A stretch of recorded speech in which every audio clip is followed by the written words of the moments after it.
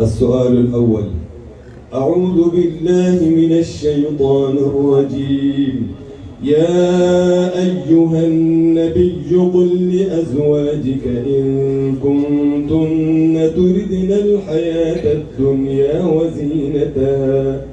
أعوذ بالله من الشيطان الرجيم. بسم الله الرحمن الرحيم.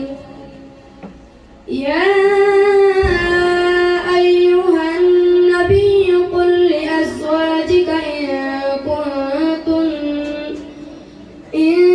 كنتن تردن الحياة الدنيا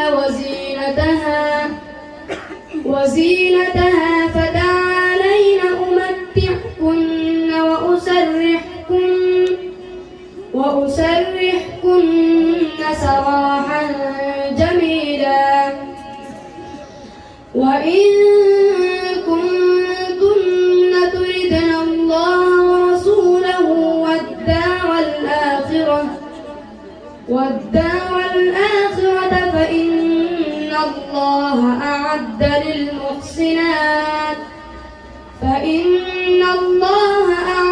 للمحسنات منكن أجرا عظيما.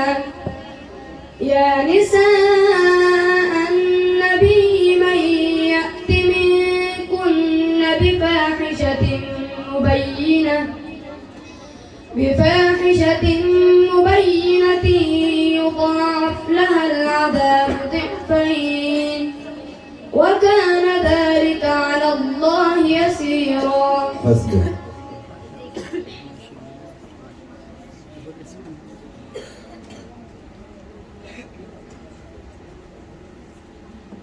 السؤال الثاني، سورة الأحقاف. أعوذ بالله من الشيطان الرجيم. واذكر أخا عاد.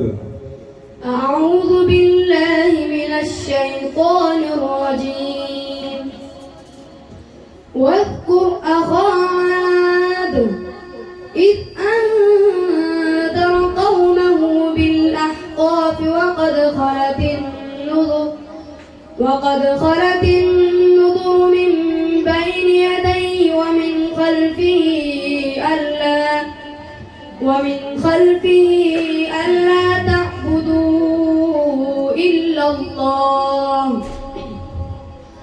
إني أخاف عليكم عذاب يوم عظيم.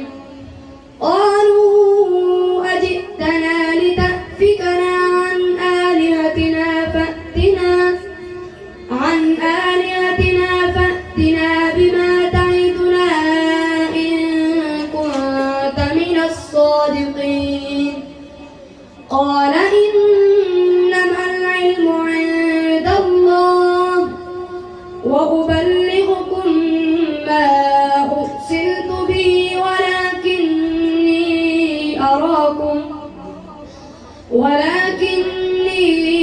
أراكم قوما تجهلون. حسبك.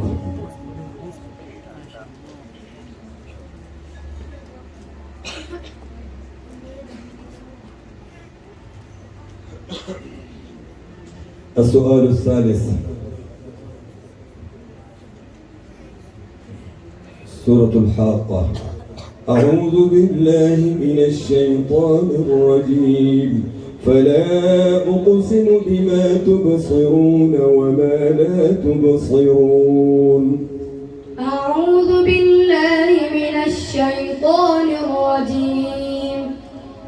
فلا أقسم بما تبصرون وما لا تبصرون إنه لقول رسول كريم وما هو بقول شاعر قليلا ما تؤمنون ولا بقول كاهن قليلا ما تذكرون. تنزيل من رب العالمين. ولو تقول علينا بعض الأقاويل